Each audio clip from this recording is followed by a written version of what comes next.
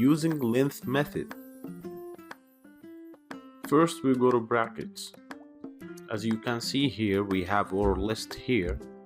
So to use length method that shows how many elements in the list, we type print parenthesis len parenthesis and the list name, which is list.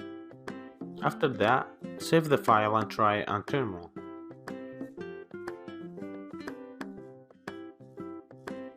Cool, it's printed that 4 elements, which are correct. Book, apple, dog, camel, they are 4 elements in the list.